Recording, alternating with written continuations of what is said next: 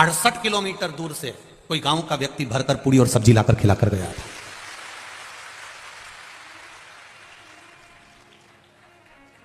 आप नहीं हो, आप ये ना सोचें कि मैं करा रहा हूं या मेरी सामर्थ्यता है या मैं कर सकता हूं या मैंने करा है, ये कुछ भी नहीं है।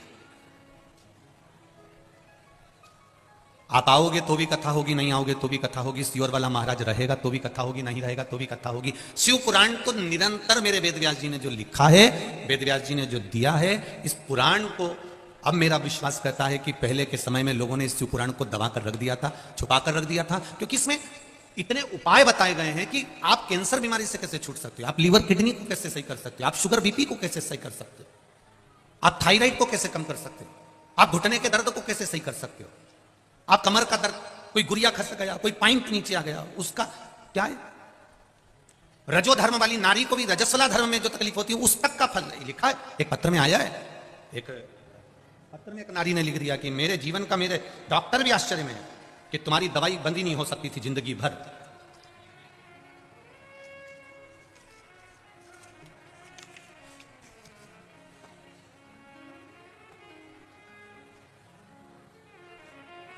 शालिनी अंकित राय, झांसी उत्तर प्रदेश से आए।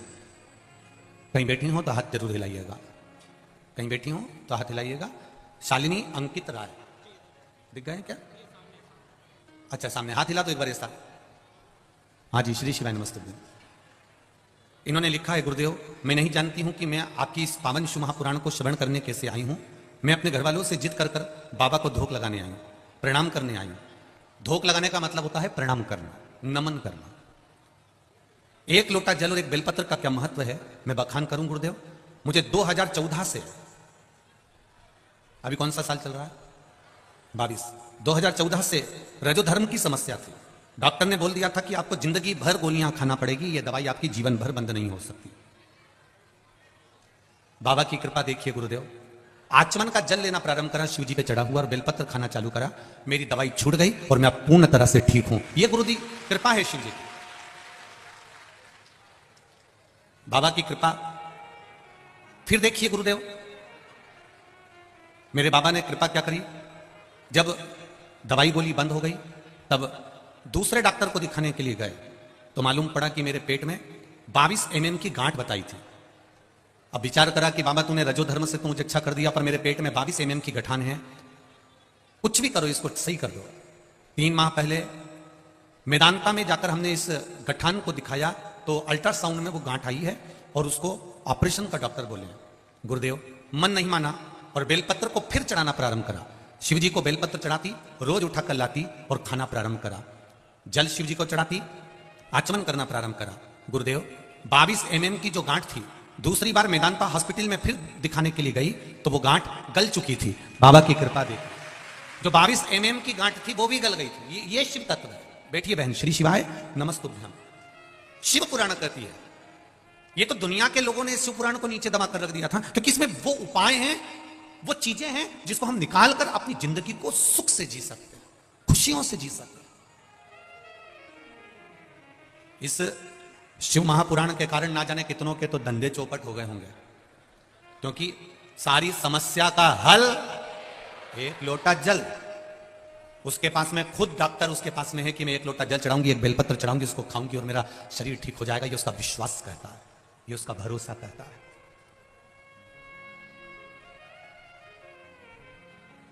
जिन नारियों को संतान नहीं होती, ये पत्र का बच्चे का फोटो लगाया है,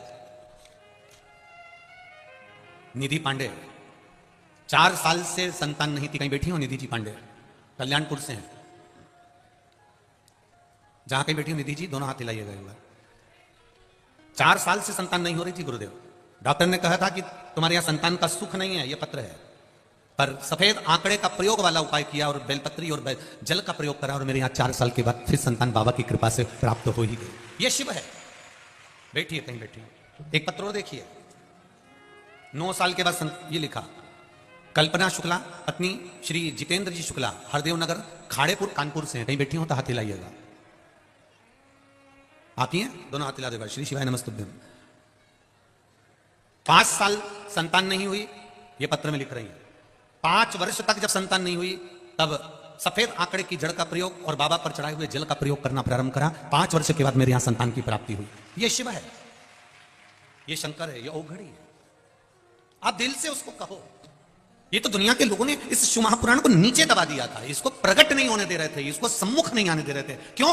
क्योंकि सारी समस्या का हल एक लोटा जल, जरा सा जल का आचमन करेगी और इसका शरीर ठीक हो जाएगा। एक बेलपत्र खाएगी और रोग मिट जाएगा। भगवान का भजन करेगी, श्री शिवाय नमस्तुभ्यम का जाप करेगी और कष्ट दूर होगा। ये दुनिया के लोग चाहते थे कि अगर सम्मुख आ गई शिव पुराण तो फिर अपना क्या होगा। अब लोगों का विश्वास शंकर भगवान के प्रति इतना जागृत हो गया, इतना जागृत।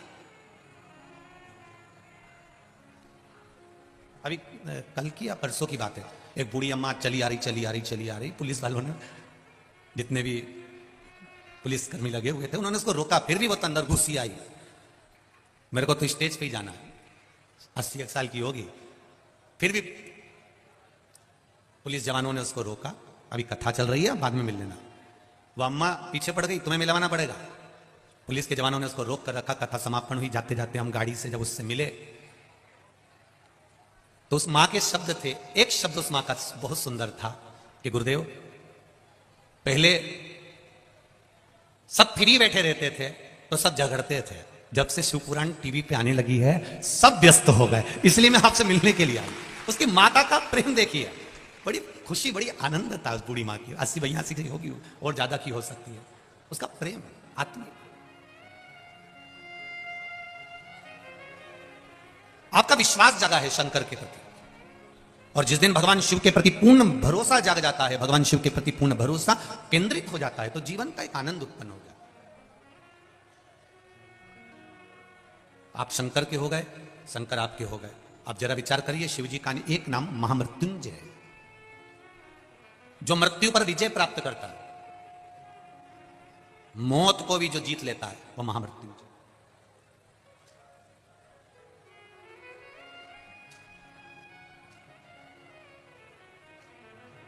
किसी ने पूछा, गुरुदेव, इतनी कोरोना महामारी में मौतें हुई हैं, उस समय पर देवाधिदेव महादेव भगवान शंकर, कई लोगों ने अपने पुत्र के लिए, कोई ने अपने पति के लिए, कोई ने अपनी पत्नी के लिए, कोई ने अपने बेटे के लिए, कोई बेटी के लिए महामृत्युंजय का अनुष्ठान भी करवाया, पूजन भी करवाया।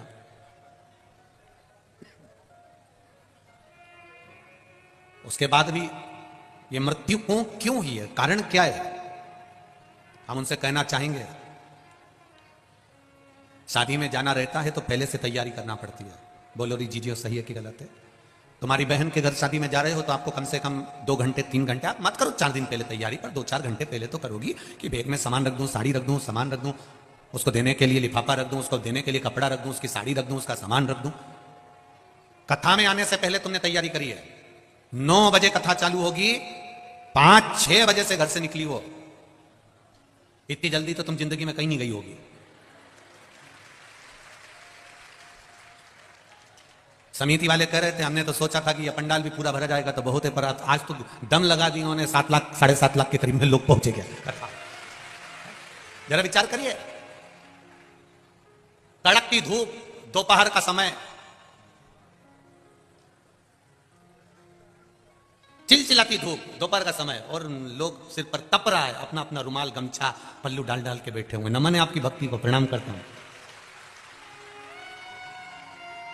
और ऐसी समिति को भी नमन करता हूं जो लोग रोज इतनी धूप पड़ने के बाद भी टेंट नहीं लगा सके। आपकी समिति को भी नमन करता हूं।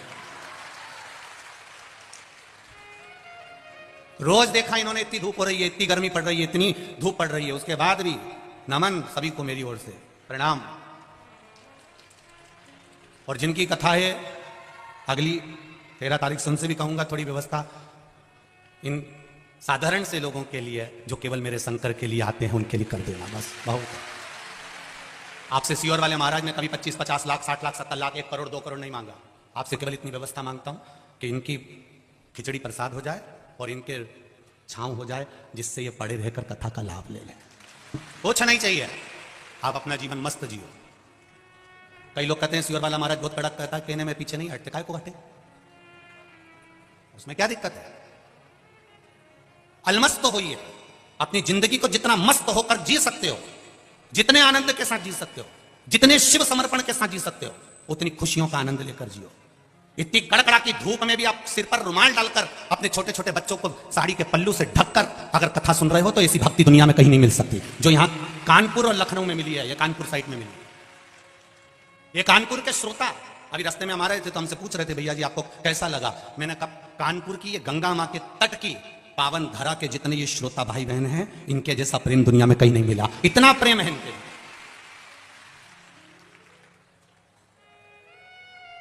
इसीलिए शायद उन्होंने गाया होगा छोरा गंगा किनारे वाला। ये आत्मीय प्रेम है तुम्हारा, ये आपका स्नेह है, आपका प्रेम है, वात्सल्यता है, आपकी करुणा है। शिव पुराण कर रही है, भगवान शंकर की पावन कथा कर रही है। शिव महापुराण में वो बल है, आप उसका स्मरण करिए, आप उस रसतत्व को धारण करिए, आप उस भक्ति को धारण करिए, आपको सुख का अनुभव होगा। एक बात और अच्छे से याद रखिएगा, कहीं लग जाए आपकी जिंदगी में कि अब मेरा जीवन बहुत नरक सा निकल रहा है, बहुत कष्टमय निकल रहा है, ये बेलपत्री लेना, इस बेलपत्री के बीच वाले पत्ते पर पीला चंदन लगा लेना। कितना लगाना है? बीच वाला जो पत्ता है उस पर पीला चंदन। जब आपको लगे कि मेरा जीवन बहुत कष्टमय है, अब ये रोग, अब ये कष्ट दूर ही नहीं हो रहा, अब ये आए दिन तकलीफ पर तकलीफ बढ़ती जा रही है, आए दिन रोग बीमारी, पैसा घर में बच नहीं रहा, बहुत कष्टमय जीवन है, इसमें लगाओ पीला चंदन बेलपत्री की बीज पत्ती पर महाराज। और बीज पत्ती पर जब चंदन लग जाए, लगने के बाद में ये दोनों पत्ती पर लाल चंदन लगा लीजिए। इन दोनों पत्ती के बीच में जो डंडी का भाग होता है, आपको कहा था, आपको स्मरण में होगा शायद, हमने जब बेलपत्री की महत्वता बताई थी तो उस बेलपत्री की महत्वता में कहा था ब्रह्मा विष्णु महेश ये तीन हैं, बोला था। बीच में ये बड़ी पत्ती से लेकर जो दो पत्तियां होती हैं, इनके बीच में जो जगह बचती है, इसमें मां पार्वती के 64 योगनियां, मां पार्वती अपनी पूर्ण सिद्धि के साथ में जितनी भी देवी के स्वरूप हैं वो माता 64 योगनियां देवी के स्वरूप में यहां पर विराजमान होती हैं। दो पत्ती के नीचे से जो डंडी होती है नीचे तक, ये पूरी डंडी में 33 कोटि देवी देवताओं विराजमान होते हैं इस पूरी डंडी के अंदर। तो जो बीच वाली पत्ती है, ये जो बीच वाली पत्ती का जो भाग होता है, इस पत्ती के भाग में शहद का प्रयोग कर यहां पीला चंदन, लाल चंदन, लाल चंदन, शहद का प्रयोग कर इसी तरह से पकड़कर ये बेलपत्री की जो डंडी है वो अशुक सुंदरी पर जब आप समर्पित करें तो जहां से जल बहता है उस ओर पर इस पत्ती को चढ़ाकर केवल आपके हृदय की बात कहकर देव अधिदेव महादेव से कोई भी शिव जी का मंत्र, पंचाक्षर नमः शिवाय, षडाक्षर ओम नमः शिवाय, श्री शिवाय नमस्तुभ्यम, या महामृत्युंजय मंत्र, जो शिव का मंत्र हो आपके पास में, उसको बोलते हुए देव अधिदेव महादेव को धीरे धीरे जल की धार चढ़ाना प्रारंभ करो। जल की धार जब पूर्ण होने लगे, उसमें थोड़ा जल बचे, तब अशुक सुंदरी पर जो तुमने बेलपत्र चढ़ाई है वहां उस जलधार को चढ़ा। ये प्रयोग आपको केवल सोमवार की अष्टमी पढ़ने पर ही करना है। कौन से दिन करेंगे? जम के बोलिए जरा।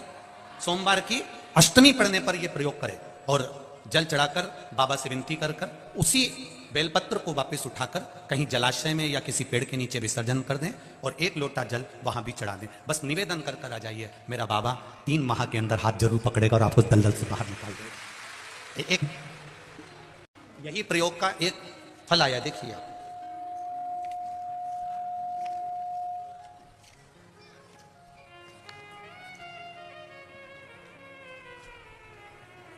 मैं आरती शुक्ला कानपुर से हूँ, गुमरी नंबर 5, गुमठी नंबर 5। भोले बाबा की भक्ति का मैं क्या बखान करूं गुरुदेव। कहीं बैठी होंगी तो स्मरण कर रही होंगी। मेरे पास कोई शब्द नहीं है गुरुदेव। 2021 में मेरा लड़का दोस्तों की संगत में आ गया और 302 में अंदर चले गया, जेल गया। 11 महीने वो अंदर रहा जेल में। गुरुदेव मैं क्या बखान करूं, उसके लिए हमने पूर्ण प्रयास करा पर उसकी रिहाई नहीं हुई।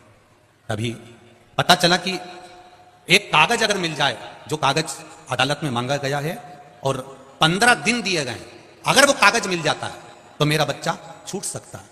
अब उस कागज को पाने के लिए हमने पूरी मशक्कत कर दी पर वो कागज नहीं मिला गुरुदेव। हम सब लोग उम्मीद छोड़ दिए, लेकिन तभी आपका बताया गया एक बेलपत्र, पीला चंदन, लाल चंदन, शहद का प्रयोग हमने करना प्रारंभ कर दिया। केवल एक बार उस बेलपत्री की सोमवार अष्टमी का भाव था और समर्पित किया। बाबा की कृपा से 20 मिनट बाबा का जाप किया। गुरुदेव मेरी बेटी का फोन आ गया कि भाई रिहा हो गया। ये शिव है, ये शिव है, ये शंकर है। बैठिए, कहीं खड़े हो तो बैठ जाइए। ये उघरदानी है। इसका प्रयोग ये बेलपत्र वही है जिसको आप हमेशा चढ़ाते आए, जल भी वही है जिसको आप हमेशा चढ़ाते हैं, चावल भी वही है जिसको आप हमेशा चढ़ाते आए, गुलाब की पंखड़ी भी वही है जिसको आप चढ़ाते आए। जल वही है, गुलाब वही है, पत्ती वही है, बेलपत्र वही है, मंदिर वही है। केवल इसको चढ़ाने के लिए तुम अब सोचते हैं लोग, हम तो कब से जल चढ़ा रहे हैं, हम तो कब से बेलपत्र चढ़ा रहे हैं, हम तो कब से फूल चढ़ा रहे हैं, हम तो कब से चावल चढ़ा रहे हैं। तुम चढ़ा रहे हो, पर अभी तक जो चढ़ा रहे थे, जैसे सास चढ़ा के आती थी ना, वैसे नियम से चढ़ा रहे थे। हमारी तो सास भी आंवले की पूजन करती थी तो हम भी कर रहे हैं। जैसे घर में तुम्हारे भगवान की पूजन सास भी करती थी तो हम भी कर रहे हैं। वो भी 2 अगरबत्ती लगाते थे, हम भी लगा रहे हैं। दुकान जाते हो, सफाई करते हो, 2 अगरबत्ती लगा देते हो। जैसे पहले से चला आ रहा है वही की वही तुम अभी तक कर रहे हो। क्यों? क्योंकि हमारी सास करती थी, हमारे ससुर करते थे, हमारे पिताजी करते थे, हमारी माँ करती थी। जो पहले से करती आई उसका स्मरण तुमको रखा। तुम विश्वास रखकर नहीं कर रहे हो, तुम ये कर रहे हो कि हमारे यहां से तो पहले से चले आ रहे हैं, हम तो पहले से करते आ रहे हैं, हम तो पहले से मंदिर जा रहे हैं। ये तुम एक नियम बनाकर कर रहे थे कि हमारे पूर्वज करते आए हैं तो हमको करना है। पर अब तुम जो जल चढ़ा रहे हो, अब तुम जो बेलपत्री चढ़ा रहे हो, अब तुम जो चावल चढ़ा रहे हो, अब तुम जो धतूरा चढ़ा रहे हो, अब तुम जो पुष्प चढ़ा रहे हो, उसको चढ़ाने में तुम्हारा पूर्व का समय भूल गए। अब तुम्हारा विश्वास अंदर से जाग गया कि मैं ये चढ़ाऊंगी तो मेरा महादेव मेरे लिए तत्पर खड़ा है। अब गया समय, अब तुम्हारा विश्वास जागृत हो गया। अब विश्वास की जागृतता आ गई, अब विश्वास की प्रबलता आ गई, अब विश्वास जागृत हो गया, भरोसा दृढ़ हो गया। और जब भरोसा दृढ़ हुआ, विश्वास जागृत हुआ, तब परमात्मा को मिलने में देरी नहीं। और अच्छे से समझो इस बात को, हमने शिव पर विश्वास नहीं करा तब तक ये मन भटकता रहा। किसी ने बताया वहां चले जाओ, वहां से ये काम हो जाएगा, वहां चले जाओ, वहां से ये काम हो जाएगा, वहां चले जाओ, वहां से ये काम हो जाएगा, वहां चले जाओ, वहां से ये काम हो जाएगा। अपन भटकते रहे। कोई कहता काल सर्प दोष है, कोई कहता वास्तु दोष है, कोई कहता पितृ दोष है, कोई कहता ये दोष है, कोई कहता वह दोष है। हमने जिंदगी भर सारे दोष निकाले, पर हम ये नहीं निकाले कि हमारे कर्म में क्या दोष है। हमने वास्तु दोष की पूजन कराई, पितृ दोष की पूजन कराई, काल सर्प दोष की पूजन कराई, पर अपना दोष भी तो मिटाओ कि हम पूर्व में जो कर आए हैं वो कटेगा कैसे। मकान का सीढ़ियां यहां से बनाओ, बाथरूम तोड़ो यहां से बनाओ, रसोई घर उधर बनाओ, हमने पूरा तोड़ दिया, उसके बाद भी सुख नहीं आया। हमने 4 बार जाकर पितरों की पूजन करा दी तो भी सुख नहीं आया। हमने काल सर्प दोष की पूजन करा दी तो भी सुख नहीं आया। फिर वो सुख क्यों नहीं मिल रहा? उसका एक कारण है, ये सब दोष तो बाद में है। पहले हमने पूर्व में जो कर्म करा था, किसी का दिल दुखाया होगा, किसी को कष्ट दिया होगा, वो दोष जो हमारे कर्म में लिखा हुआ है वो कोई पूजन से नहीं कटेगा, बस केवल कटेगा तो आपके भजन से कटेगा। आप करो भगवान की भक्ति, आप जितना भगवान का भजन करोगे, आप जितना कीर्तन करोगे, आपको स्वयं को करना पड़ेगा। मैं खाऊंगा मेरा पेट भराएगा, ये खाएंगे इनका पेट भराएगा, आप खाओगे आपका पेट भराएगा। भगवान की पूजन में तुम्हारा टच चल सकता है। पति पूजन करेगा, पत्नी टच करके बैठी रहेगी, ये तुम्हारी भगवान के पूजन में चल सकता है, पर कर्म काटने में टच नहीं चलता। कर्म काटने में टच नहीं चलेगा। कर्म काटने में हमें स्वयं को काटना पड़ेगा।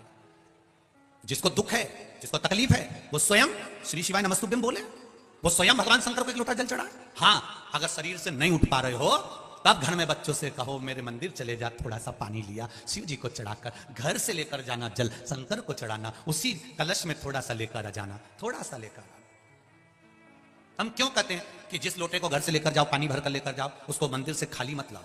शिव जी का चढ़ा हुआ जल भरे 2 बूंद लेकर आओ, पर लेकर आओ। क्यों कहते हैं? उसका कारण होता है, जब तुम मंदिर पे जल चढ़ाकर खाली लोटा लेकर आती हो, कोई अच्छे शुभ कार्य के लिए जा रहा होता है, तो आप खाली लोटा लेकर आएंगे तो अच्छा नहीं लगता, क्योंकि उसमें कहीं दोष उत्पन्न ना हो जाए। कोई अच्छे काम के लिए जा रहा है, आप जल चढ़ाकर लोटा जब लाओ, उसमें 2 बूंद भी अगर जल होगा तो तुम्हारा मुख देखकर अगर कोई कार्य के लिए निकल भी गया तो उसका कार्य सफल हो जाएगा, उसका कार्य सफल हो जाएगा।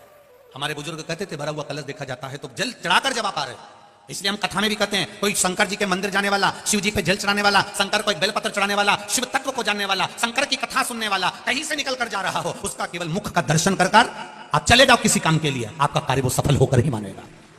केवल वो शिव के मंदिर से आ रहा था, वो केवल थोड़े दिन की दूल्हा दुल्हन का अकड़ है।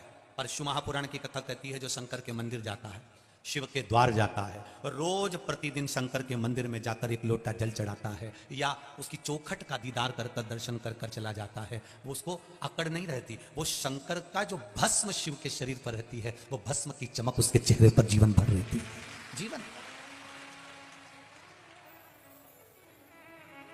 मैंने तेरे ही भरोसे, ओ बाबा तेरे ही भरोसे, हवा विच उड़ती जावांगी, बाबा डोर हथों छठी नाम कटी भोले मेरे शंभु हवा बिच उड़ती जवांगी बाबा डोर हतो छठी नाम में कटी। भगवान शिव की कथा कर रहे, आपका विश्वास जागृत हुआ है। अब आप पुरातन समय के अनुसार मेरी सास जल चढ़ाती थी वो नहीं, अब आप जल चढ़ा रहे हैं तो उसमें आपका विश्वास है कि मैं शंकर को जल चढ़ाऊंगी, बाबा मेरी सुनेगा। मेरा पिता मेरा बाबा अभी बैठा है। बोल बम का नारा है, जरा इतना धीरे नहीं, जरा दमदारी से बोल बम का नारा है। बाबा एक सहारा है, वो बाबा हमारा सहारा बना हुआ है। कोई भी हाथ छोड़ दे, कोई भी हमारा साथ छोड़ दे, पर एक मेरा देवाधिदेव महादेव तुम्हारे पल पल घड़ी घड़ी क्षण क्षण में तुम्हारे साथ हर पल। और फिर कह रहा हूं इस व्यासपीठ से, दिल से कहकर जा रहा हूं, आपने दिल से सुना है। दिल का तू किनारा मेरी नैया का तू किनारा। आपका विश्वास जागृत करिए, आपका भरोसा जागृत करिए, आपकी दृढ़ता जागृत करिए। जब जागृत हो जाएगी तब सुख अपने आप आ जाएगा। मंदिर जाते हो आप लोग, सब जाते हो? विश्वास रखकर जाना, भरोसा रखकर जाना। जब घर से जल लेकर जाओ ना, जब घर से जल लेकर जाओ, तब मटके में से जब पानी भरो, लोटे में से पानी भरो, नल में से जब पानी भरो, तुम जब घर से जल लेकर जाओ, लोटे में से पानी भरो, नल में से जब पानी भरो, तुम जब घर से जल लेकर जाओ, तो तुम्हारे भीतर एक विश्वास होना चाहिए, मैं अपने बाबा से मिलने जा रही हूं, अपने घर का दुख दर्द तकलीफ, मेरे मन की बात मैं बाबा से कहने जा रही हूं। अगर तू नहीं सुनेगा तो सुनेगा कौन? कौन सुनेगा? अगर तू नहीं सुनेगा तो सुनेगा कौन? और अगर तू नहीं आएगा तो मुझे बचाने फिर आएगा कौन? तेरे ही तो भरोसे पर जी रही हूं मेरे शिव, तेरा ही नाम लेकर जी रही हूं, तेरा नाम।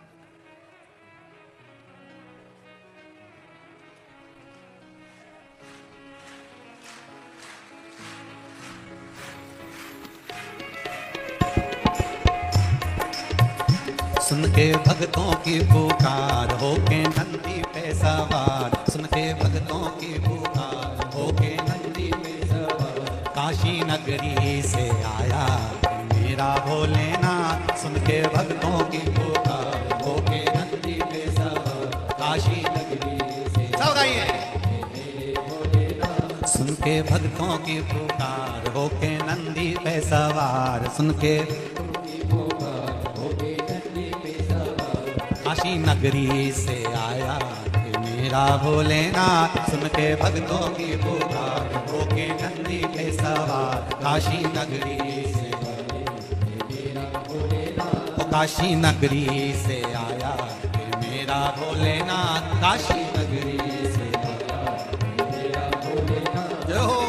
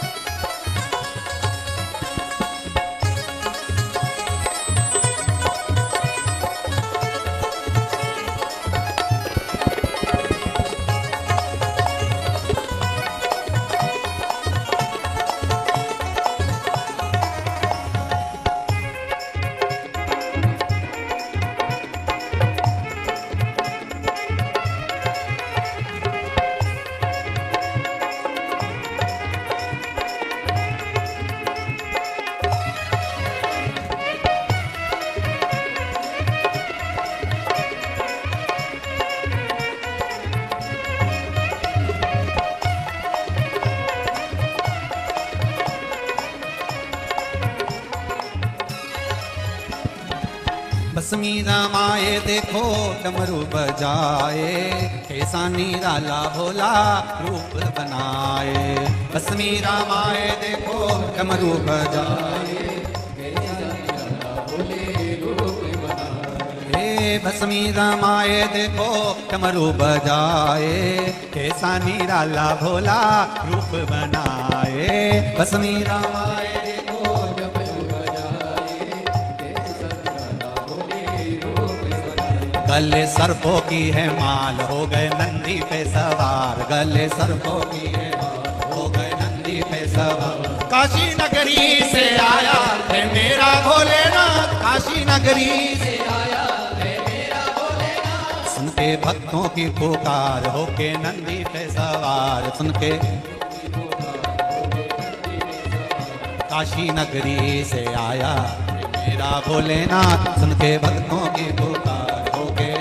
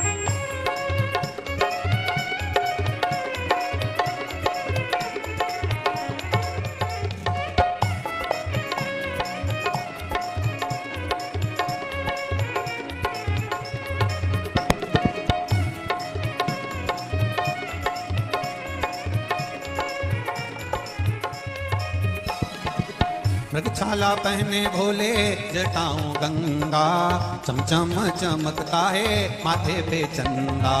मृगछाला पहने भोले जटाऊं गंगा,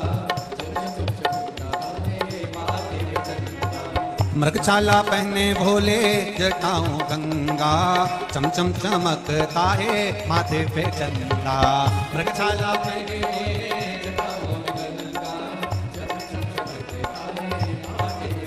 गोरा करे है सिंगार होके नंदी पे सवार, गोरा गोरा करे है सिंगार होके नंदी पे सवार, गोरा काशी नगरी से आया है मेरा भोलेनाथ, काशी नगरी से आया है मेरा भोलेनाथ। सुन के भक्तों की पुकार होके नंदी पे सवार, सुन के सुन के भक्तों की पुकार होके नंदी पे सवार, सुन के भक्तों की पुकार काशी नगरी से आया है मेरा भोलेनाथ, काशी नगरी से आया है मेरा भोलेनाथ, काशी नगरी से आया है मेरा भोलेनाथ, काशी नगरी से आया है मेरा भोलेनाथ, काशी नगरी से आया है मेरा भोलेनाथ, काशी नगरी से आया है मेरा भोलेनाथ, काशी नगरी से आया है मेरा भोलेनाथ, काशी नगरी से आया है मेरा भोलेनाथ, काशी नगरी से आया है मेरा भोलेनाथ, काशी नगरी से आया है मेरा भोलेनाथ, काशी नगरी से आया है मेरा भोलेनाथ, काशी नगरी से आया है मेरा भोलेनाथ। अपनी जगह बैठकर भगवान देवाधिदेव महादेव से प्रार्थना करिए, भाव से, दिल से, आनंद से भगवान की अविरत भक्ति को धारण करने वाला भाव से कहो। आज कथा का विराम दिवस है, दिल से कहो बाबा से,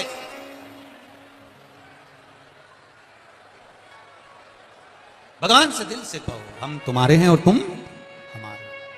श्री शिवाय नमस्तो, श्री शिवाय नमस्तु, श्री शिवाय नमस्तुभ्यं। श्री शिवाय नमस्तुभ्यं। श्री शिवाय नमस्तुभ्यं। भोला सब दुख काटो, ओ भोला सब दुख काटो।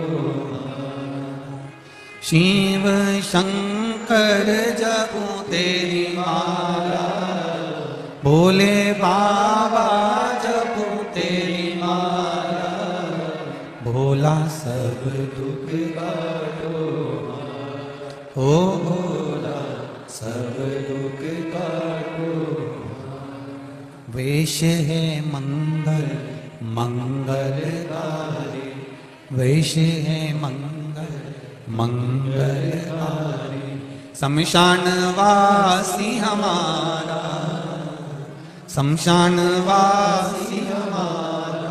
ओ भोला सब दुख काटो, ओ भोला सब दुख काटो।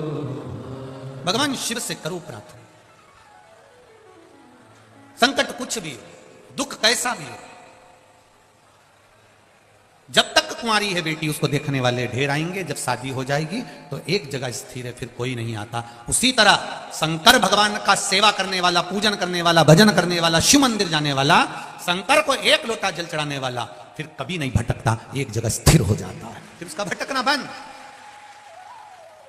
भटकन बंद हो जाती है, उसकी भक्ति का बल बढ़ जाता है। शिव महापुराण की कथा कर रही है, भगवान शंकर का चरित्र कथा है। आज बहुला गाय अपने बेटे मनोरथ को दूध पिला रही है, मनोरथ को दूध पिला। जब बहुला गाय अपने बेटे मनोरथ को दूध पिलाती है, बहुला गाय जब अपने पुत्र मनोरथ को दूध पिला रही होती है, तब मनोरथ को दूध पिलाते पिलाते पिलाते पिलाते मुंह में फेन आ जाता है। बछड़ा जब दूध पीता है ना, आप दर्शन करिएगा, जब चिंकियां गाय होगी, बछड़ा जब दूध पीता है तो उसके मुंह में थोड़ा साइड में फेन हो जाता है। जब मनोरथ के मुख में फेन आया, वो फेन उड़ा, उड़कर शिवजी जहां पर तप कर रहे थे, साधना में लीन थे, वहां पर वो फेन चला गया।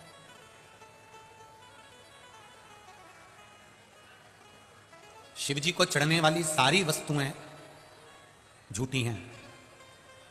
मेरे भोलेनाथ जी कहते हैं, तुमने दूध चढ़ाया वो भी गाय के बछड़े का झूठा है, फूल चढ़ाया वो भौरे का झूठा है, मीठे का भोग लगाया वो चीटी चीटा मक्खी का झूठा है, सब झूठा। जल चढ़ाया वो मछली का झूठा है। जितनी भी वस्तु हम भगवान शंकर को दे रहे हैं वो सब झूठी है। शिव जी कहते हैं ये सारी वस्तुएं झूठी है। ये ब्रह्मा जी भी कह रहे हैं भगवान विष्णु को, भगवान नारायण से कह रहे हैं ब्रह्मदेव कि शंकर भगवान को जो भी चढ़ा वो सब झूठा है, शिव जी को जो चढ़ा वो झूठा है। इसके बाद भी शंकर भगवान राजी रहते हैं अपने भक्तों से, शिव जी उसके बाद भी राजी रहते हैं अपने भक्तों से। उसका कारण क्या है? शिव महापुराण कहती है उसका केवल एक कारण है। शंकर भगवान ने ब्रह्मा जी से कहा, ब्रह्मदेव तुम कहते हो कि मुझे चढ़ी हुई सारी वस्तु झूठी है, पर एक बात शंकर भगवान ने ब्रह्मा जी से कह दिया, जल झूठा है, दूध झूठा है, फूल झूठा है, मिष्ठान झूठा है, मैं मानता हूं सब झूठा है, पर जो मुझे चढ़ाने आया है उसका दिल सच्चा है, जो मुझे समर्पित करने आया है उसका आत्मा, उसका मन, उसका चित्त सच्चा, उसका हृदय सच्चा। अब आप लोग अगर आए हो,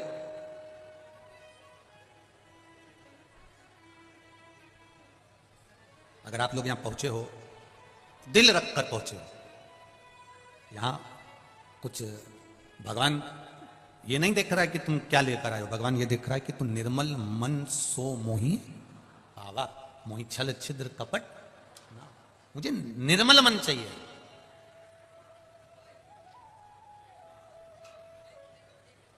मुझे निर्मल चित्त चाहिए। और वो निर्मलता कहां से आएगी? वो कहीं दूसरी जगह से प्रकट होने वाली नहीं है, वो कहीं दूसरी जगह से प्राप्त नहीं होगी। और निर्मलता आपका जो कोमल भाव है, मन है, हृदय है, चित्त है, भगवान की अविरल भक्ति है, बस उसी से प्राप्त होगी।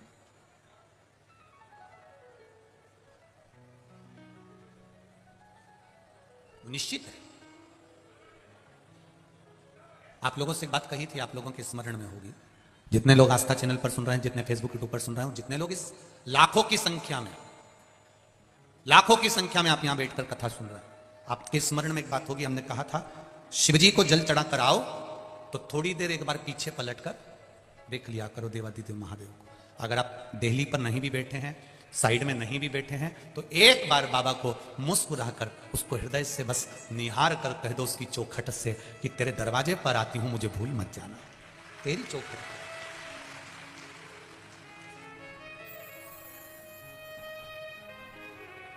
मुझे भूलना नहीं।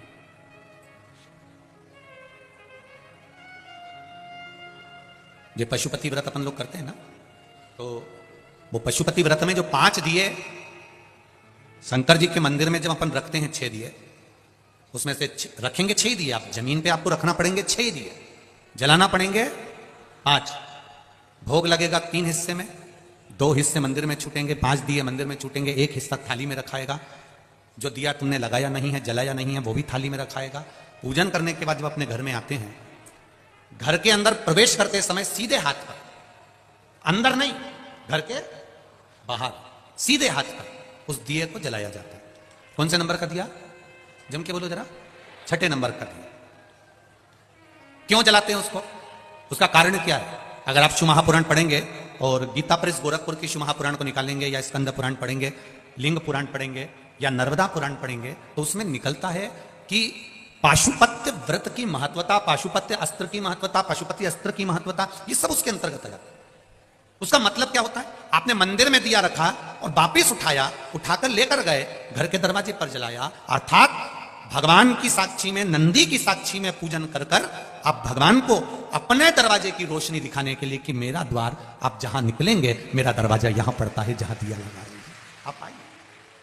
और सरल भाषा में समझ जा, कोई व्यक्ति आता है तो अपना कार्ड देता है, हम इसमें नौकरी करते हैं, हमारा ये भाव है, हम इसमें हैं, हम उसमें हैं, हमारी ये पोस्ट है, हम इसमें काम करते हैं। उसने अपना कार्ड दिया, कार्ड में एड्रेस लिखा रहता है कि कभी जरूरत हो, आप अगर कानपुर आओ गुरुजी तो ये मेरा कार्ड है, आप आ जाना। आप अगर अयोध्या आओ महाराज जी तो आप आ जाना, आप सीओर आओ तो आ जाना, ये मेरा कार्ड है, ये मेरा एड्रेस है।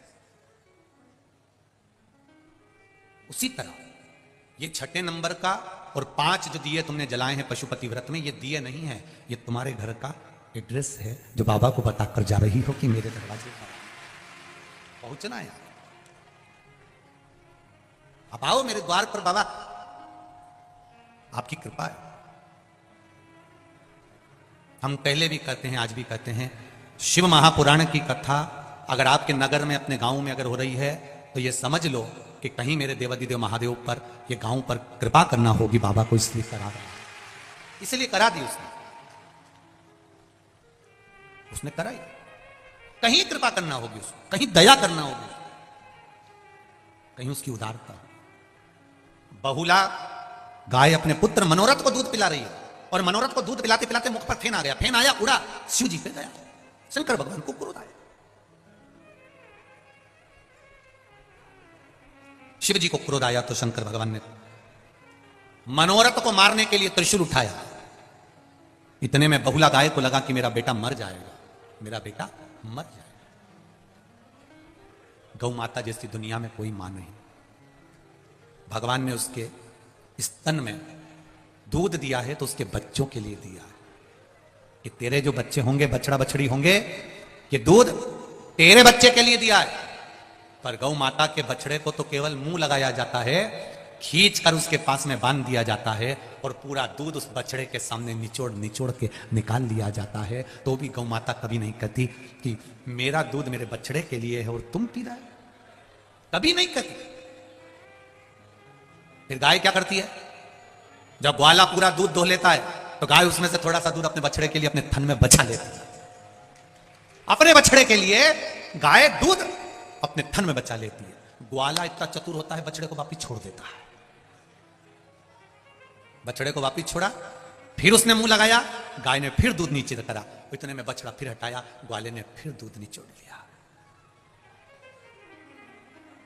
फिर निचोड़। कितना देती है गौ माता, कितना। उसका देना सरल नहीं, कितना देती। उसके बाद भी हम उसको देते क्या है, क्या प्रदान करते हैं हम उसको? एक बार रोटी देंगे, दूसरी बार आ जाएगी तो डंडा देंगे। हम क्या देते हैं उसको? कुछ नहीं। जो सुख देना है वो हम दे नहीं पाते। शिव कथा कह रही है, बहुला ने देखा मेरे बेटे को मार रहा है, शंकर भगवान को तेज श्वास लिया और श्वास लेकर बहुला गाय अपने शिव जी को निगल गई, अपने पेट में रख ली।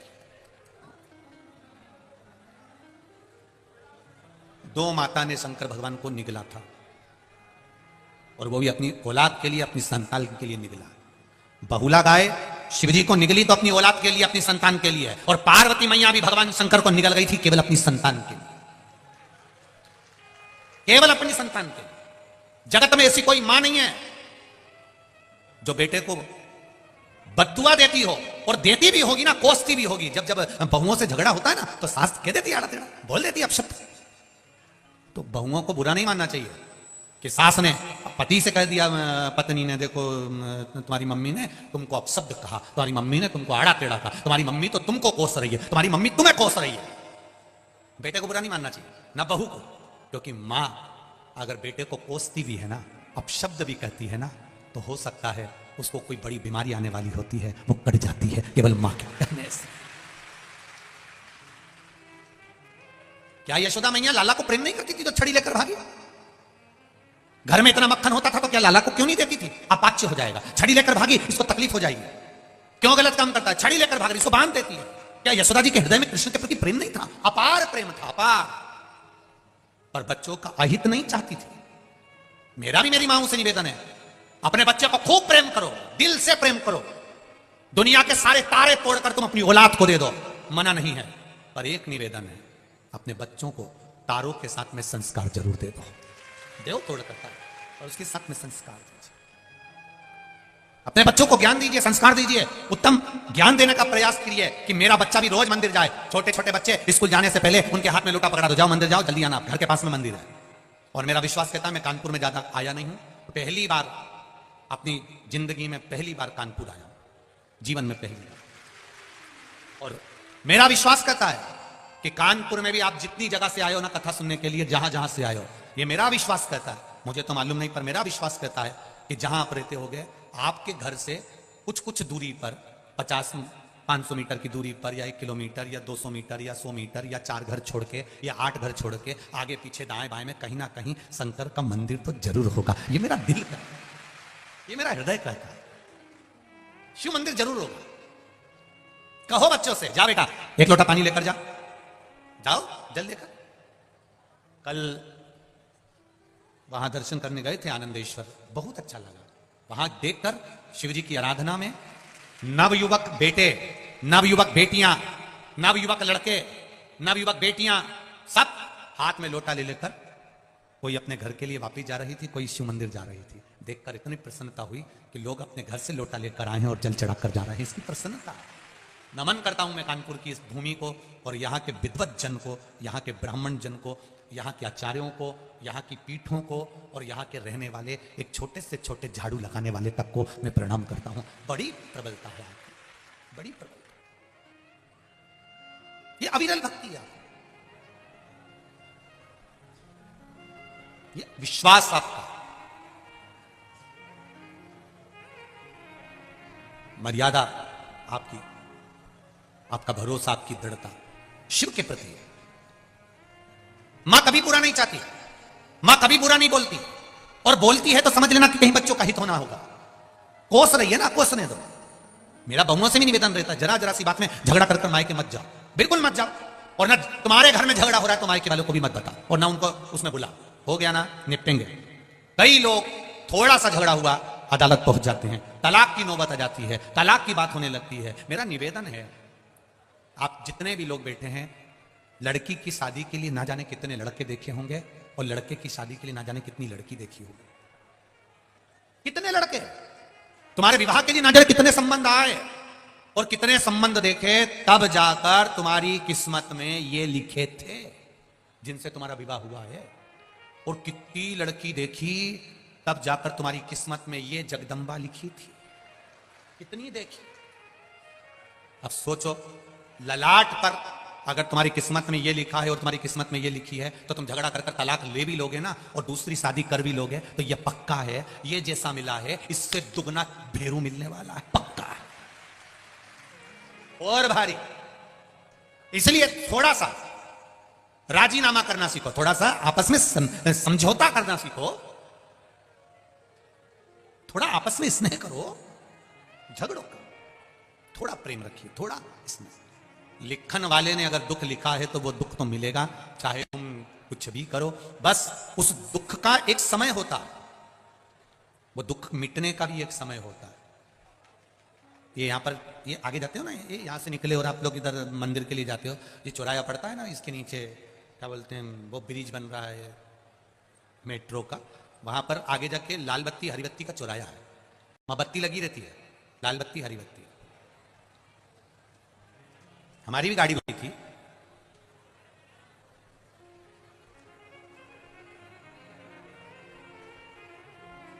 लाल बत्ती हुई, थोड़ा बोलो बोलो, रुक जाओ, हरी हो गई, चल दो।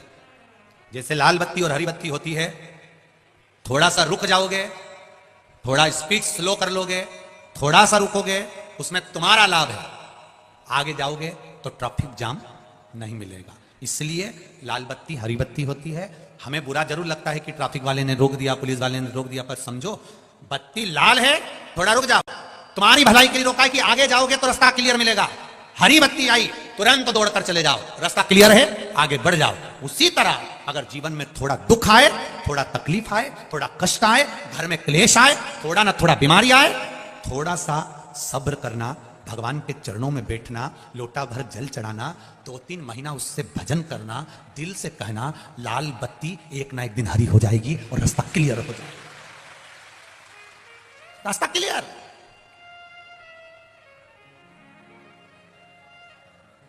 थोड़ा रुको। पर आज के जमाने में तो लोगों को तुरंत निर्णय चाहिए, तुरंत, बस मैंने जल चढ़ाया और मेरा रिजल्ट आना चाहिए, मैंने बेलपत्री चढ़ाई, मेरा काम होना चाहिए। अरे भाई, कहीं जाते हो तो पहले तैयार होते हो, कथा में आते हो तो पहले तैयार होते हो, उसी तरह भजन भी पहले से करो। अगर तुम्हें लग रहा है कि तुम्हारी एग्जाम आ रही है, कंपटीशन एग्जाम आ रही है, तुम्हारा ये इंटरव्यू आने वाला है, तो 2 महीने पहले, 4 महीने पहले, 6 महीने पहले, 8 महीने पहले सियोर वाला महाराज तो चिल्ला चिल्ला के कहता, रोज टीवी पर कहता कि भजन करो, कथा सुनो, स्मरण करो। कथा सुनने का भी समय नहीं मिले तो 1 लोटा जल चढ़ाओ, मत सुनो कथा भी, 1 लोटा जल तो चढ़ाओ। थोड़ा तैयारी पहले से करो, जैसे एग्जाम देने की तैयारी पहले से करते हो, इंटरव्यू देने की तैयारी पहले से करते हो, उसी तरह भगवान के मंदिर जाने पर भी तुम्हें 1 लोटा पहले से जल चढ़ाते हुए, बेलपत्र चढ़ाते हुए चलोगे, निश्चित है वो हरी बत्ती कर ही देगा और तुझे पार लगा ही देगा, ये निश्चित है।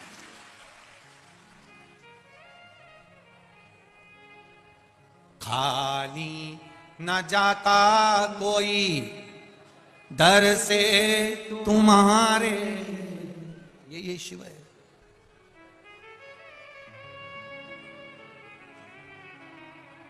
भगवान विष्णु के मंदिर में जाइए, लक्ष्मी जी बैठी हैं साथ में, नारायण भगवान सो रहे हैं, लक्ष्मी जी क्या कर रही हैं, बोलो बोलो जम के बोलो, चरण दबा रहे हैं। ब्रह्मा जी के यहां जाइए, ब्रह्माणी माला लेकर बैठी हुई हैं, बीणा बजा रही। लक्ष्मी जी के यहां जाओगे, लक्ष्मी जी हाथ में हंडा लेकर बैठी हैं, लक्ष्मी लुटा रहे भगवान विष्णु। और शंकर भगवान के यहां जाओगे तो माता पार्वती एकदम फ्री बैठी है, हाथ जोड़ के एकदम। इनके हाथ में ना बीणा है, ना कोई हंडा है, ना कोई घड़ा है। लक्ष्मी जी को देखकर, ब्रह्माणी को देखकर माता पार्वती जी ने भी शिव जी से पूछा था, मैं क्या पकड़ के बैठूं, मेरे को बताओ आप, ये मैं बीणा लूं कि हंडा लूं कि गगरा लूं कि कुछ लूं।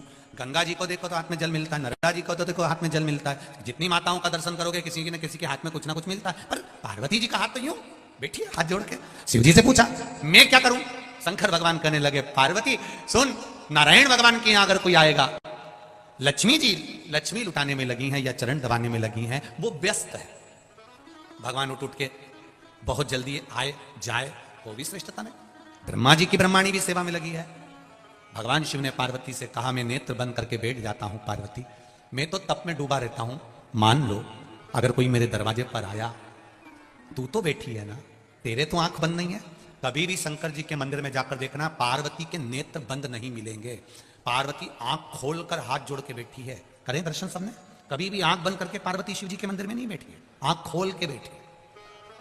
शिव जी का नेत्र भले बंद है, गणेश जी भी बैठे हैं तो आंख खोलकर, कार्तिक के बैठे हैं आंख खोलकर, शंकर के मंदिर में, भोलेनाथ जी के मंदिर में जितने भी देवता मिलेंगे सब आंख खोलकर बैठे हैं, केवल शिव आंख बंद करके। शिव जी ने सबको कह रखा है, देखो मेरे मंदिर में कोई आए, मैं नहीं मिल पाऊं या मैं नहीं दे पाऊं तो यहां से खाली मत भेजना। कभी पार्वती तू झोली भर देना, कभी गणेश तुम भर देना, कभी कार्तिकेय तुम भर देना, कभी तुम भर देना, खाली ना जा, खाली ना जाता कोई दर से तुम्हारे, खाली न जाता कोई दर से तुम्हारे, मैं भी खड़ा हूं नन्ही बाहें पसारे, मैं भी खड़ा हूं नन्ही बाहें पसारे, अपने हृदय से लगा लो, लगा लो, गिरा जा रहा हूं, उठा लो, भोले अपने दर से अब तो न टालो, गिरा जा रहा हूं, उठा लो, हे शिव, हे शंकर। शिव कथा कर रही है, बहुला मनोरथ को दूध पिला रही है। आज भी हमारे यहां गाय बछड़े को दूध पिलाती हुई दिखती है तो शुभ माना जाता, आज भी। इतना सुंदर कहा है, यदि कोई पितृ, घर के पूर्वज,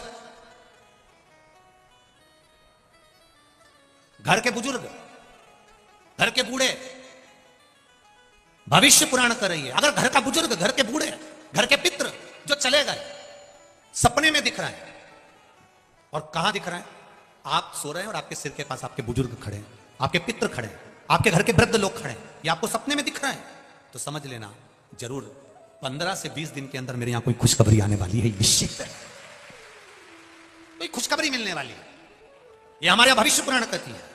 और यदि वही पितृ, वही पूर्वज, वही घर के बूढ़े, वही बुजुर्ग हमारे पांव के पास स्वप्न में नजर आ रहे हैं कि मेरे पांव के पास बैठे हैं, समझ लेना कि घर में किसी ना किसी कोई बड़ी बीमारी जरूर घेरने वाली है, कोई रोग आने वाला है। और वही पितृ, वही पूर्वज,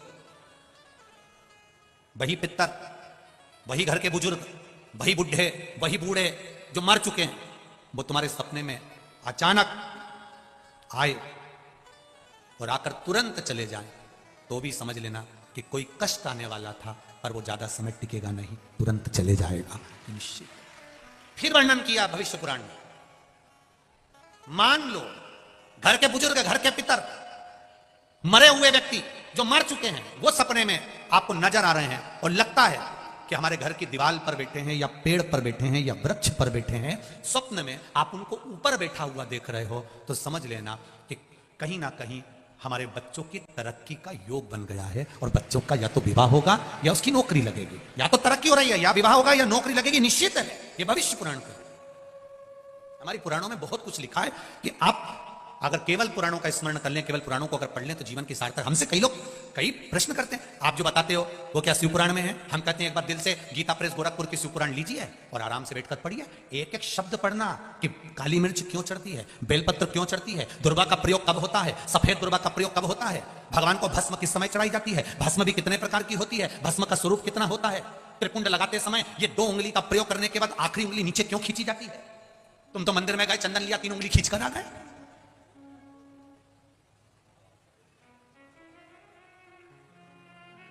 उसको समझो कि उसका कारण क्या है। 2 उंगलियां खींचने के बाद 1 उंगली का चंदन नीचे जब तीसरी उंगली से आता है, तो हम नीचे, कितने भी नीचे अगर खड्डे में भी जा रहे हैं और कर्जे में भी जा रहे हैं, नीचे की उंगली अगर हमने बाद में लगाई है तो हमें ऊपर उन्नति की सीढ़ी पर महादेव चढ़ा ही देता है। ये निश्चितता है त्रिपुंड लगाने की, ये त्रिपुंड लगाने की निश्चितता है हमारी।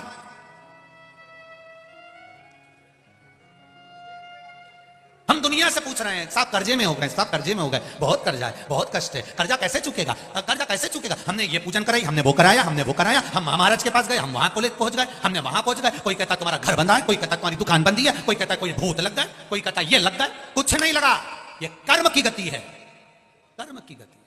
ये मेरे भाई लोग बैठे हैं, इनको मालूम होगा, एक ऐसी सील आती है, सील ऐसी मोहर, उसमें उल्टा लिखा होता है, पर कॉपी पे ठोको तो सीधा दिखता है। उसी तरह महादेव के मंदिर में जब जाओ, कुछ चीजें बड़ी विचित्र होती है। शंकर जी के मंदिर में पलट कर देखना, शिव जी के मंदिर में अपना मस्तक रखना। मस्तक इसलिए रखा जाता है कि कहीं कुछ उल्टा लिखा हो और कर्जा मर्जा लिखा हो तो नीचे झुकाऊंगा तो सीधा हो जाएगा, सील लगेगी तो सीधी होगी।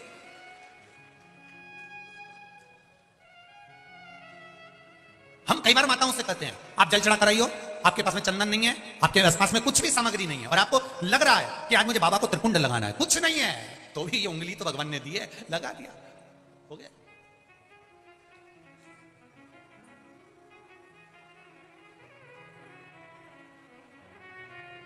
कभी कभी अपने को हासिल का मानना पड़ता है। हम जब अपन लोग मैथ की पढ़ाई करते हैं, गणित की पढ़ाई करते हैं, और यहां पर 9 रहते हैं और नीचे माइनस करने के लिए 10 रहते हैं, तो फिर अपन को एक मानना पड़ता है कि एक इसमें मान लो, तो 9 के आगे एक मान लिया तो कितने हो गए, जम के बोला 19, और 19 में से 10 गए तो 9 बचे। अपन ने एक माना।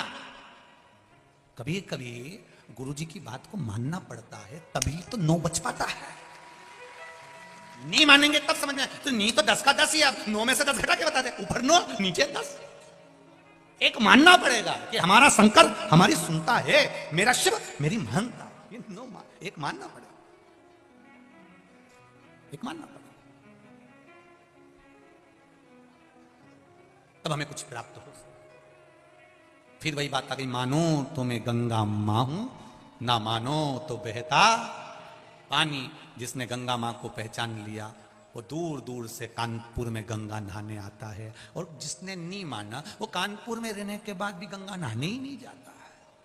जिसने माना वो माना, जो नहीं माना नहीं माना। लोग मकर संक्रांति पर, शिवरात्रि पर, सावन महीने में दूर दूर से आके गंगा नहा रहे हैं, और अपन किसी ने पूछा क्यों जी तुम गंगा नहाए? बहुत भीड़ रहती है, बहुत भीड़ है। अब इतनी भीड़ में गंगा नहाने जाओ, हम तो बाद में नहा लेंगे, और उससे पहले निपट गई तो मान लो तुमने कहा बहुत भीड़ है अपन बाद में नहा लेंगे, तो अब नहाने का इंतजार करो, उससे पहले प्राण छूट गया तो फिर कहा जाएगी। अंत समय प्रभु आना पड़ेगा, वचन दिया आए ना आए प्रभु कुटुंब कबीरा, अंत समय प्रभु आना पड़ेगा, वचन दिया तो निभाना पड़ेगा। महाराज कोई आए ना आए, सिर के पास में पितृ दिख रहा है, सिर के पास में पूर्वज नजर आ रहा है, सिर के पास में पूर्वज दिख रहा है, समझ लो हमें सुख मिल रहा है। चरण के पास स्वप्न में दिख रहा है, समझ लो दुख मिलेगा। आए और गए, समझ लो दुख तो आएगा पर चले जाएगा। और वही पूर्वज जो मर चुके हैं, हमारे पूर्वज जो पितृ हैं, जो पूर्वज हैं, जो बुजुर्ग हैं, जो जा चुके हैं, फिर भी सपने में आ रहे हैं, और कहीं ऊंचे स्थान पर, वृक्ष पर, टान पर, घर की मुंडेर पर, घर के ऊपर कहीं नजर आ रहे हैं। समझ लो या तो बेटा बेटी का विवाह होने वाला है, या उसकी नौकरी लगने वाली है, ये निश्चित है, वो ऊपर बढ़ा निश्चितता। ये हमारा भविष्य पुराण कहता है अग्रण्य होगा, ये हमारा स्कंद पुराण कहता है उसमें अग्रण्यता मिलेगी। अब सपना भी आ गया और दिख गए वृक्ष के ऊपर पितृ बैठे हैं, तुमने किसी से पूछ लिया, उन्होंने कह दिया साहब बहुत भयंकर पितृ दोष है, पूजन कराना है अपने को, ऐसा हो गया और बहुत तकलीफ में आ गए, तो ये नहीं, आप थोड़ा सोचो। सारे तीर्थ धाम आपके, हे महादेव प्रणाम, सारे देवता, सारे तीर्थ, सब कुछ मेरे महादेव के, सब कुछ।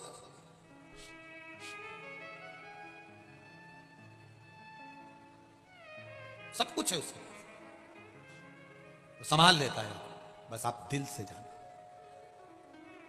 राहु, केतु, चंद्र, मंगल, शनि, शुक्र, बुध, ये सारे जितने भी ग्रह हैं ना, इनकी एक एक की कथा लिखी है शिव महापुराण में। चंद्र को भगवान ने काया के रोग से मुक्त करा, सिर पे आके बैठ गया। चंद्र सिर पर आकर बैठा।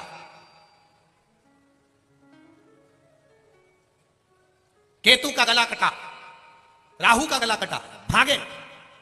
कहां जाए? शिव जी के पास। भगवान ने पूछा क्या चाहते हो? आपके चरणों में रहना। शिव जी ने कहा जटा के अंदर बैठ जाओ। चंद्र बाहर, राहु केतु अंदर।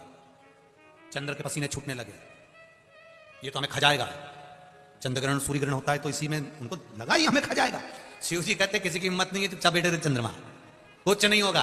बैठे थे वहीं पे, चंद्रमा बैठा, अंदर राहु केतु बैठे हुए। थोड़ी देर बाद पृथ्वी का पुत्र मंगल आ गया। प्रभु क्या हुआ? मुझे नष्ट करने का सोच रहे हैं लोग, मुझे बर्बाद करने का सोच रहे हैं, श्राप दिया जा रहा है।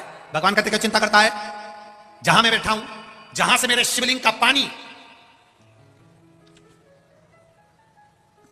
मान लो ये शिवलिंग, जहां से जल गिर रहा है, जहां से शिवलिंग का पानी नीचे गिरेगा, और नीचे गिरे जहां से पानी बस मुड़ेगा, मंगल तू उस जगह पर बैठा मिलेगा। बैठे रहे, काय को चिंता करता? कुछ नहीं होगा। मंगल वहां जाकर बैठ गया। राहु आया, केतु आया, मंगल आया, बुध आया, शुक्र आया, शनि आया। शनि का पांव टूट गया, चरण में लग गई। शिव जी के पास आ गया, भोलेनाथ मेरी माता ने मुझे श्राप दे दिया, मेरा चरण बेकार हो गया। शंकर भगवान क्यों कहते हैं जा मेरे नंदन वन में पहुंच जा। नंदन वन, काशी पहुंच जा। नंदन वन में गया, क्या करूं मैं? उसने एक शिवलिंग का निर्माण करा, पूजन में लग गया। सोमनाथ जी का शिवलिंग चंद्रदेव ने बनाया था, तो काशी विश्वनाथ का शिवलिंग का निर्माण शनि महाराज ने किया था। शनि ने कर दिया, पूजन करी। बाबा मेरा पांव तो टूट गया, सही कैसे होगा? शंकर भगवान कहते चिंता मत कर शनि महाराज, चिंता मत करो, तुम्हारा पांव ठीक होगा। थोड़ी पांव में लचक रहेगी पर पांव ठीक हो जाएगा। मैं बैठा, तुमने शिवलिंग का निर्माण करा, पूजन करे। गुरु पूजन करे, बृहस्पति आनंद में पूजन कर रहे हैं, शनि कर रहे हैं, राहु कर रहे हैं, केतु कर रहे हैं, सारे देवी देवता वहां शंकर के पास में निवास कर रहे हैं, सेवा कर रहे हैं, और हम उससे वंचित रह जाएं और सोचें कि सारे ग्रह मेरे सुधर जाएंगे। तुम्हारा एक लोटा जल तुम जब भगवान शंकर को चढ़ाते हो तो सारे ग्रहों पर जल चढ़ जाता है, 33 कोटि देवी देवताओं पर जल चढ़ जाता है, सारे देवताओं पर एक साथ जल चढ़ जाता है, सब एक साथ तृप्त हो जाते हैं, सबको तृप्ति मिल जाती है।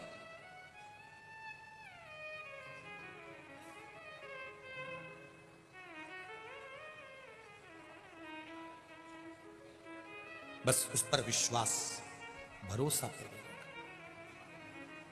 मुझे तेरा ही सहारा है। वाह, बहुत बढ़िया। कानपुर वालों को पूरा भजन याद होगा, एक बात तो है, मानना पड़ेगी। जरा एक लाइन सब गाइए पहले। मुझे, बहुत बढ़िया।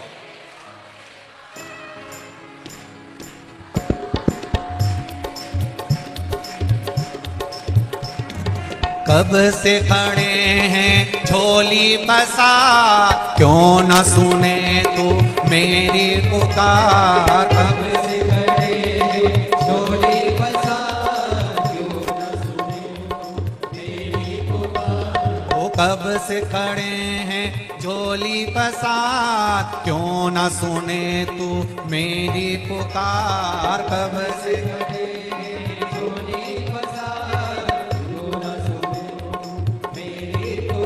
मुझे तेरा ही सहारा है, मेरे भोले बाबा तेरा ही सहारा है, मेरे भोले बाबा। मैंने तुम्हें ही पुकारा है, मेरे भोले बाबा, मैंने तुम्हें ही पुकारा है, मेरे भोले बाबा। कब से खड़े हैं झोली पसार, क्यों न सुनो तुम मेरी पुकार। कब से खड़े हैं झोली पसार, क्यों न सुनो मेरी पुकार। ओ कब से खड़े हैं झोली पसार, क्यों न सुनो तुम मेरी पुकार। कब से खड़े हैं झोली पसार, बस तेरा ही सहारा है, मेरे भोले बाबा तेरा ही सहारा है, मेरे भोले बाबा। मैंने तुम्हें ही पुकारा है, मेरे भोले बाबा, मैंने तुम्हें ही पुकारा है, मेरे भोले बाबा। बड़े आनंद से इस कथा का ये आखिरी भजन है, बड़े आनंद के साथ गाइए, भाव से। कथा में दो भजन आते हैं, एक भजन शुरू में आ जाता है, एक आखिरी में आ जाता है। ये समझ ले आखिरी का भजन आनंद के साथ बाबा को पुकारते हुए।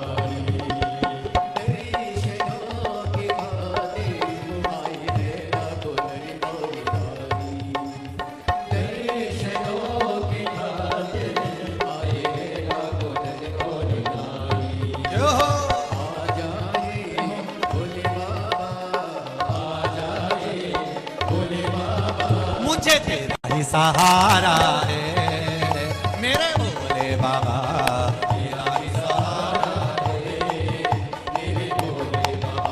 वो कब से खड़े हैं झोली पसार, क्यों न सुने तू मेरी पुकार। कब से खड़े हैं झोली पसार, क्यों न सुने तेरी पुकार। ओ कब से खड़े हैं झोली पसार, क्यों न सुने तू मेरी पुकार। कब से खड़े हैं झोली पसार, क्यों न सुनो मेरी पुकार। मुझे तेरा ही सहारा है, मेरे भोले बाबा मुझे सहारा है, मेरे भोले बाबा। मैंने तुम्हें ही पुकारा है, मेरे भोले बाबा। मैंने तुम्हें ही पुकारा है, मेरे भोले बाबा। जय हो।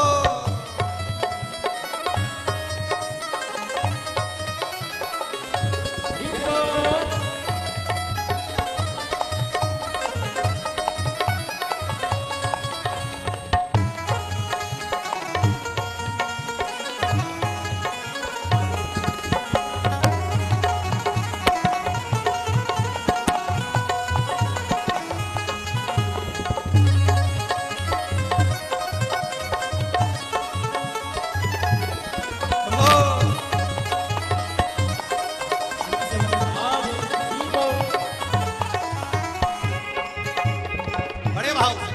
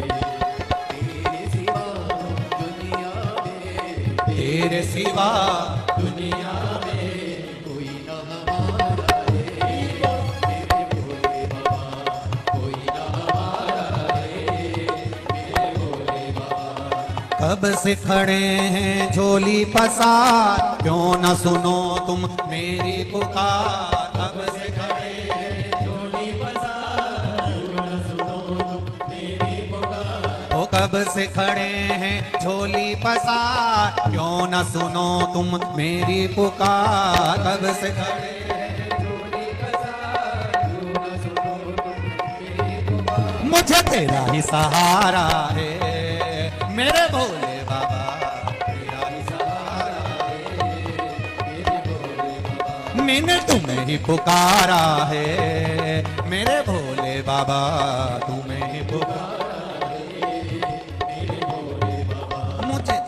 सहारा है, मेरे भोले बाबा मुझे तेरा ही सहारा है, मेरे भोले बाबा। मुझे तेरा ही सहारा है, मेरे भोले बाबा। मुझे तेरा ही सहारा है, मेरे भोले बाबा। मेरे सहारा है, मेरे भोले बाबा। मुझे सहारा है, मेरे भोले बाबा। मेरे भोले बाबा, मेरे भोले बाबा, मेरे भोले बाबा, मेरे भोले बाबा, मेरे भोले बाबा, मेरे भोले बाबा, मेरे भोले